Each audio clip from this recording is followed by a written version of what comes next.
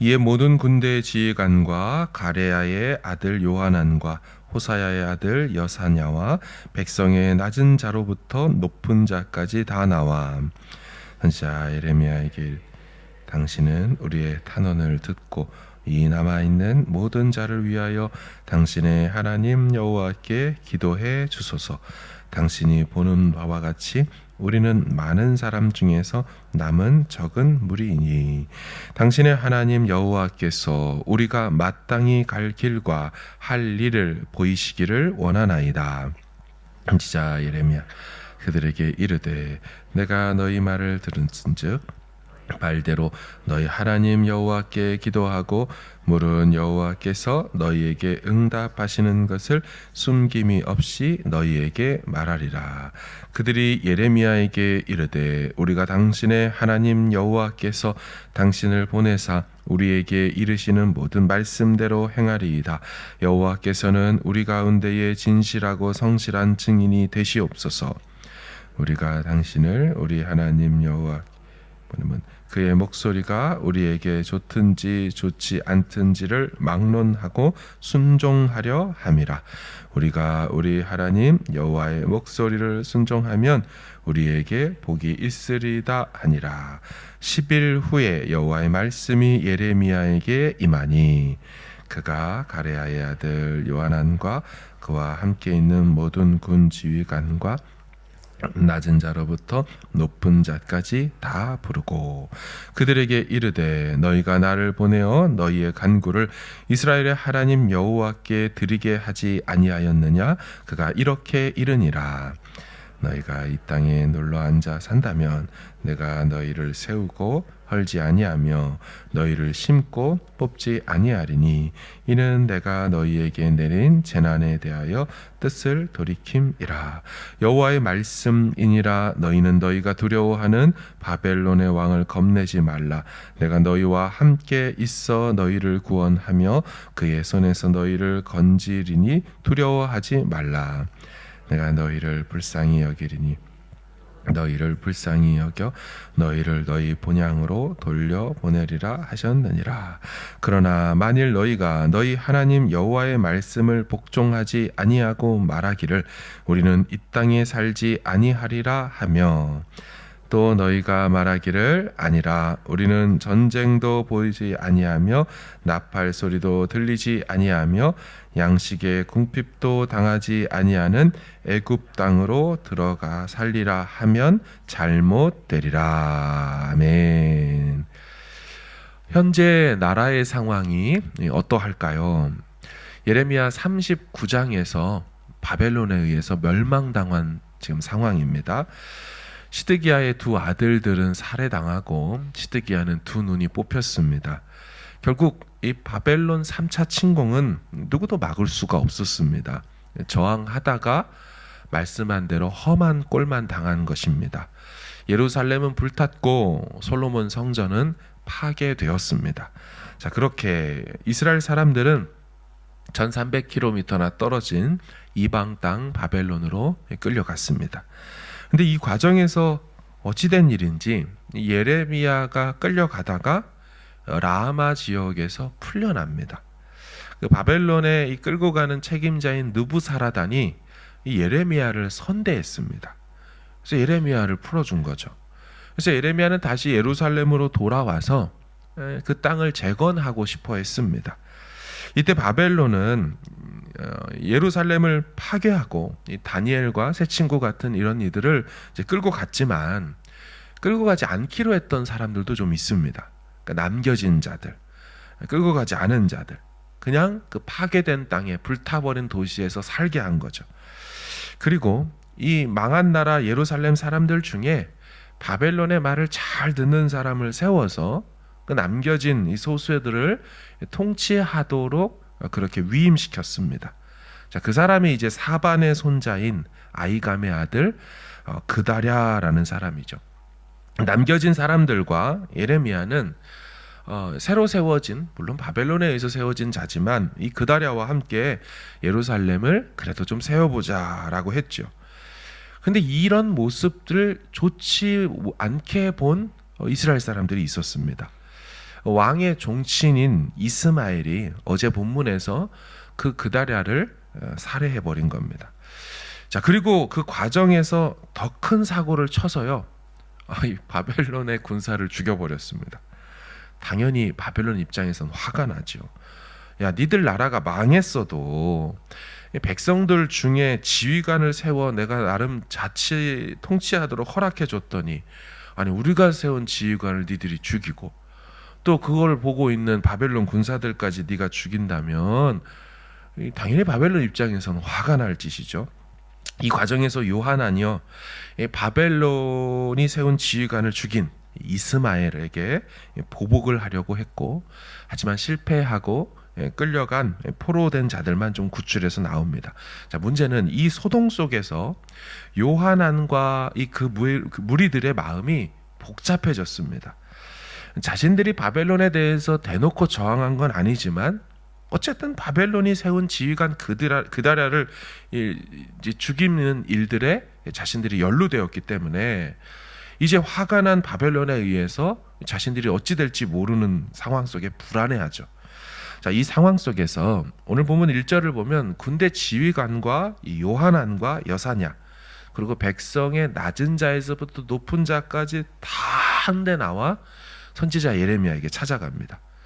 사고는 자신들이 쳐놓고 선지자에게 도움 요청하는 겁니다. 그 요청의 내용은, 선지자야, 이제 우리는 어떻게 하면 되겠습니까? 선지자인 당신이 우리를 위해 이 상황을 놓고 하나님께 대신 간구해 주십시오. 우리가 그 말씀대로 하겠습니다. 자, 2절하고 3절 보십시오. 선지자 예레미야에게 이르되 당신은 우리의 탄원을 듣고 이 남아있는 모든 자를 위하여 당신의 하나님 여호와께 기도해 주소서. 당신이 보는 바와 같이 우리는 많은 사람 중에서 남은 적은 무리이니. 3절, 당신의 하나님 여호와께서 우리가 마땅히 갈 길과 할 일을 보여주시기를 원합니다. 여러분, 어떻게 들리십니까? 문제는 일으켰고 상황은 딱하게 되었지만 그 어려운 중에 선지자에게 찾아와서 우리가 마땅히 갈 길과 우리가 마땅히 해야 할 일을 좀 보여주시라고 여호와께 대신 간구해 달라고 정중히 기도 부탁하는 거죠. 정말 제대로 이들이 길을 찾은 겁니다. 이제야 제대로 주님께 돌아온 겁니다. 자, 이 기도 부탁을 받은 선지자는 그럼 어떻게 하겠습니까? 어떤 선지자가 기도 부탁을 받았는데 그걸 거절하겠어요?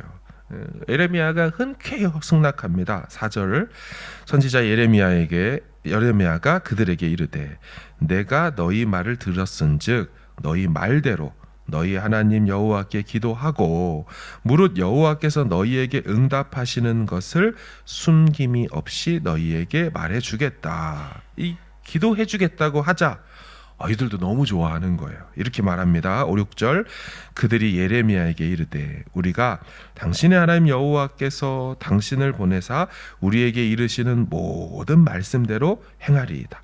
우리가 당신을 우리 하나님 여호와께 보냄은 그의 목소리가 우리에게 좋든지 좋지 않든지를 막론하고 순종하려 함이라. 너무 좋은 기도 요청이고 너무 좋은 기도를 부탁하는 자세 아닙니까? 예레미야는 이 기도 제목을 받고 기도를 시작했습니다. 자, 응답이 10일 후에 왔다고 적혀 있죠. 그 응답의 내용은 10절 이하로서 이렇습니다. 그건 읽지 않고요. 답이 이렇게 왔어요. 상황이 그럴지라도 이 땅에 그대로 머물러 있어라. 그러면 내가 심고 세우도록 해주겠다. 그리고 바벨론 왕 겁내지 말아라. 내가 너희와 함께 있어서 구원해주고 그의 손에서도 너희를 건져내리라. 그리고 내가 너희를 불쌍히 여겨주겠다. 내가 너희를 불쌍히 여기면 바벨론 왕도 너희를 불쌍히 여겨서 너희의 본향으로 다 돌아갈 수 있을 거다. 무슨 말입니까? 이런 사태 일어났지만 걱정하지 말고 그냥 있으라는 얘기죠.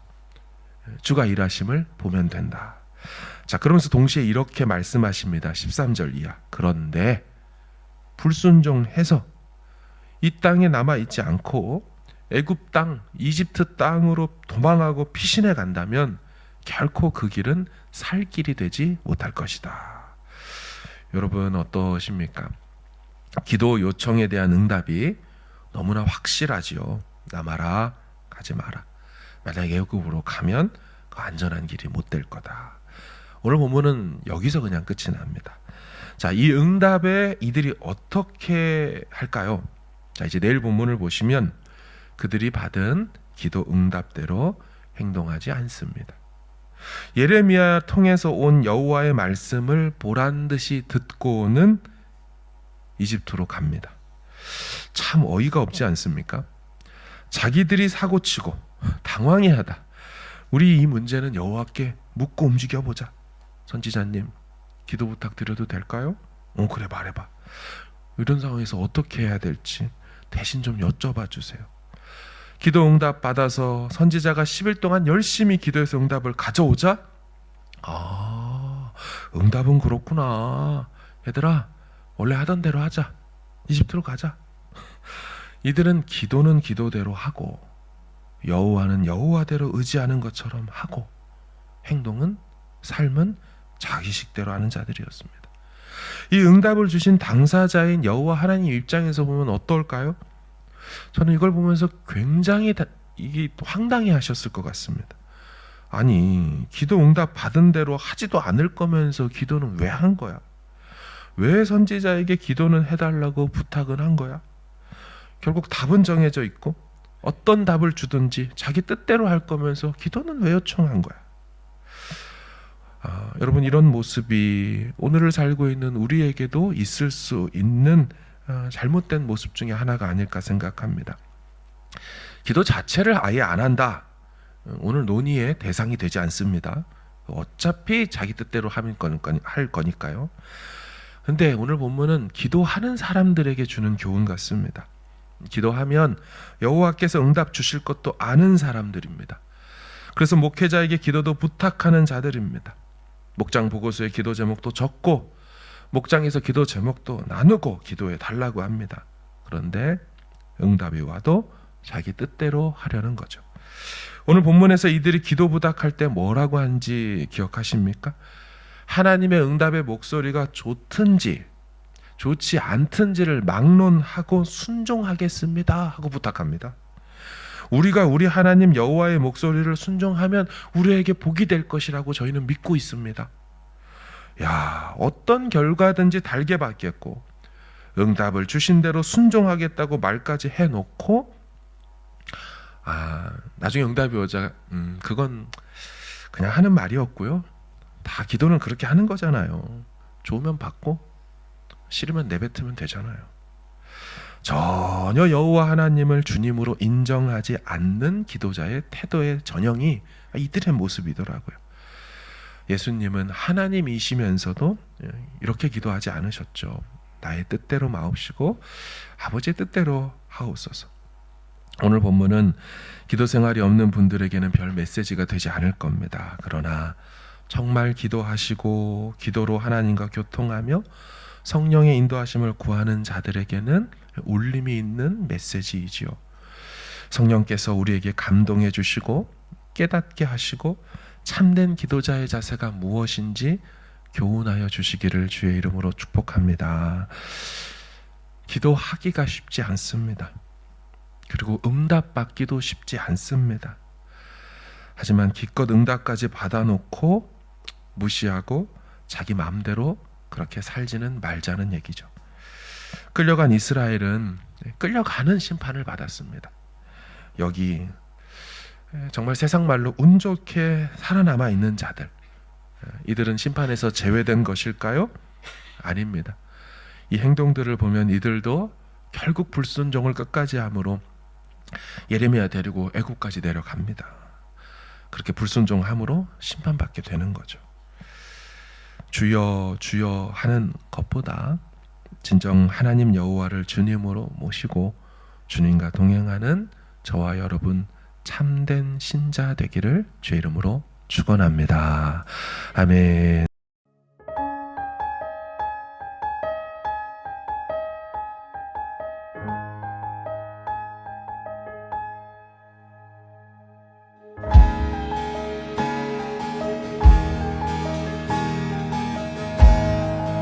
시작됐네 시작됐네. 우리 주님의 능력이 나의 삶을 다스리고 새롭게 하네. 자유하네. 죄와 사망으로부터 나의 삶은 변하구나. 충만하네.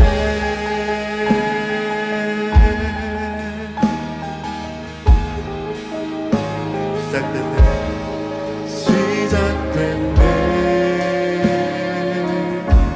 우리 주님의 능력이 나의 삶을 다스리고 새롭게 하네. 자유하네. 죄와 사망으로부터 나의 삶은 변하구나. 충만하네. 은혜로다.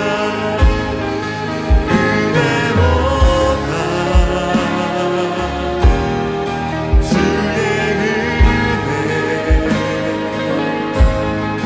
한량 없는 주의 은혜로다.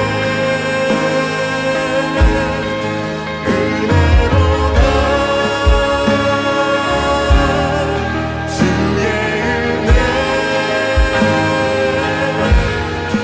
변함없는 신실하신 주의 은혜.